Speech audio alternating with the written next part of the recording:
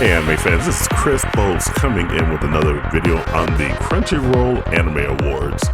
Now you see the guy right in front of me is Chibi Reviews, who is a anime content creator that I respect. I don't know why a lot of people have an issue with some of his takes and everything like that. He just likes to tell it like it is, even if you may not agree with him.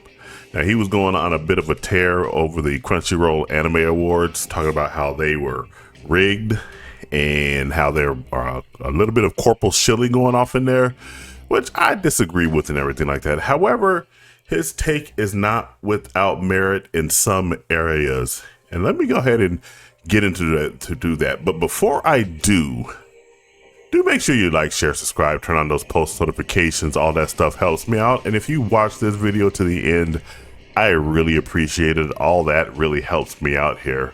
Now, as I mentioned before, he made two videos on this. The first one, you're the minority in the anime community, and the awards prove that, because obviously a whole bunch of people in the anime community are upset that Solo Leveling cleaned up so many awards. It won 9 awards, and it was the best performer out of all the anime that was presented there. And that's not, for me personally, that's not without merit, because Solo Leveling is a really good anime. Is it the best anime out there? No, it's not. It's not. But it just needs to be the best anime among all the other nominees that came up in this award ceremony. And in that regard, it turned out to be the best. And Chibi Reviews' mind, that shows that it was a little bit rigged, that there was some corporate corporate shenanigans going on.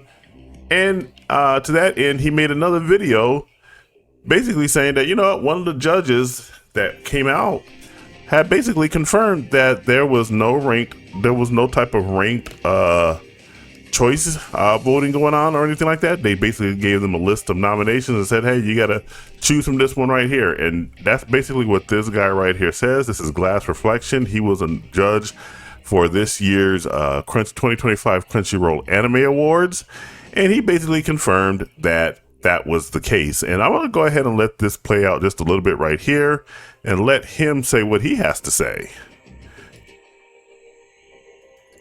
To do anything. I was a judge this.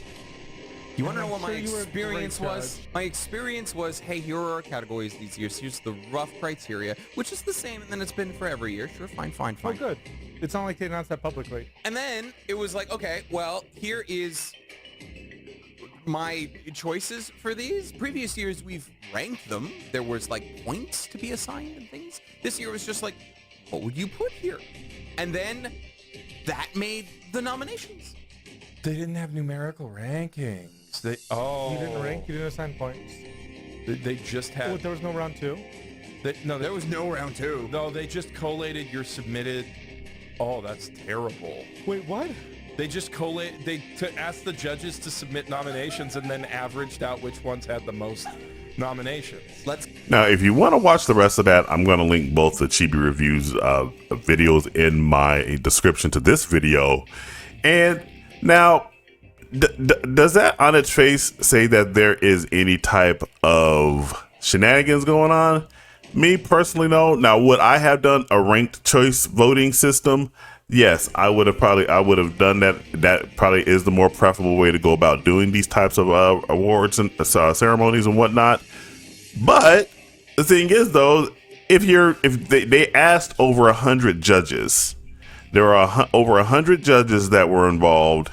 And they asked, it sounds like they asked each one of these judges, hey, what are your favorite anime that happened this particular year that you watched for the 2024 season?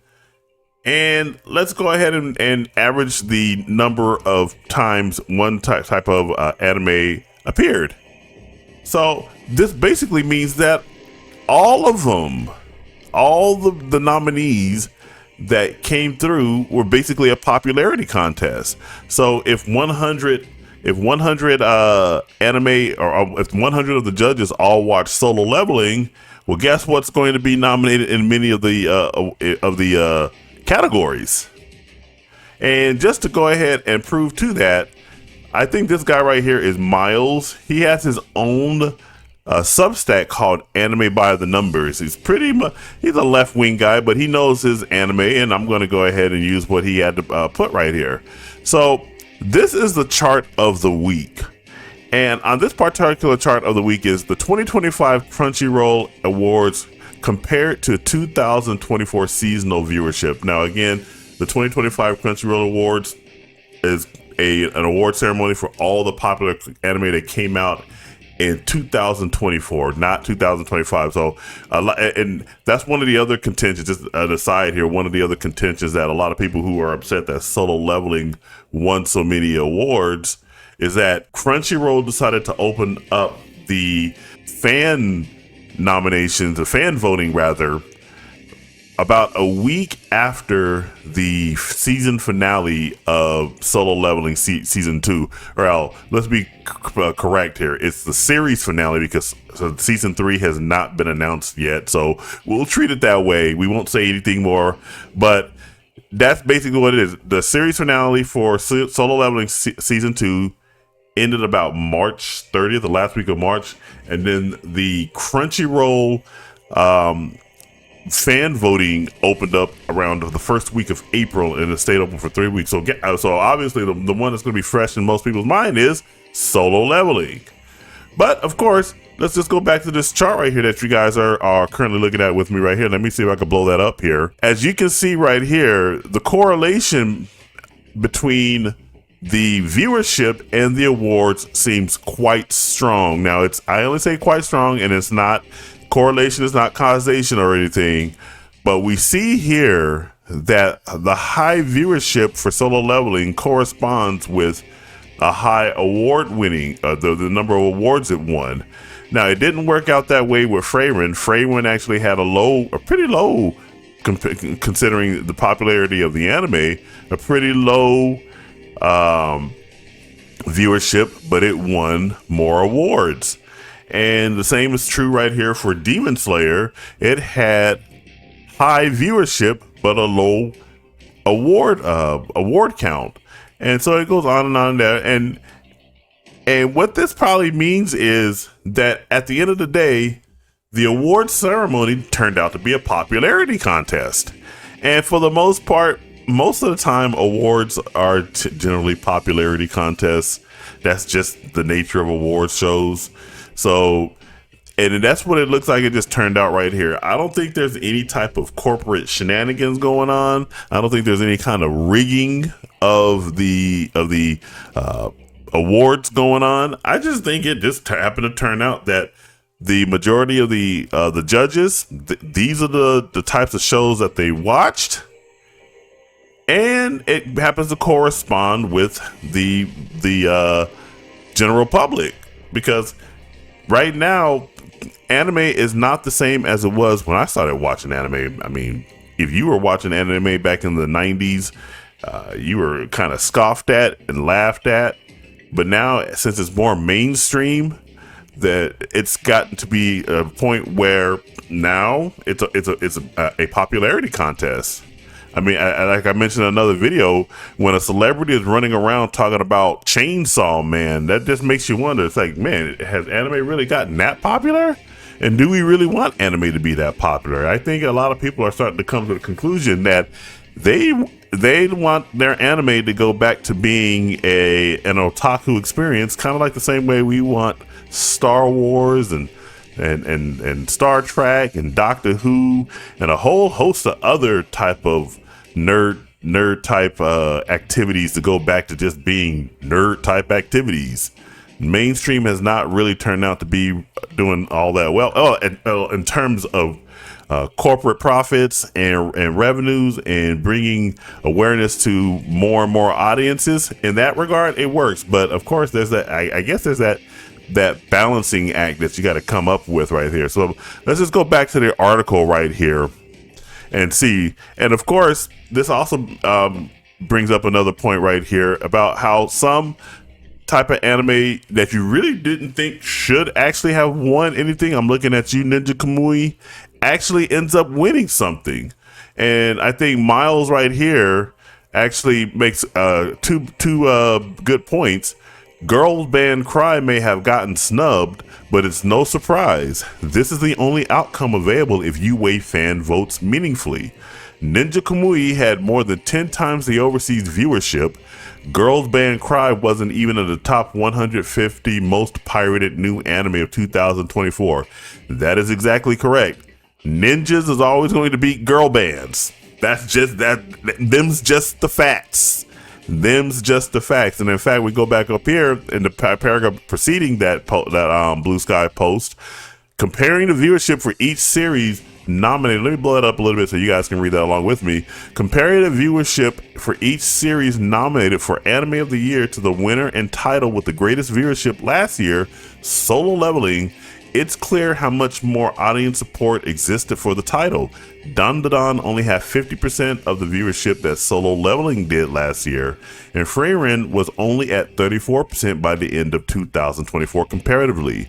While it's clear that viewership isn't perfectly correlated with winning awards, it can help explain situations like Ninja Kamui, again, winning over fan favorite Girls Band Cry. So that is exactly correct. At the end of the day, this just turned out to be a popularity contest, and that's what this award ceremony has been.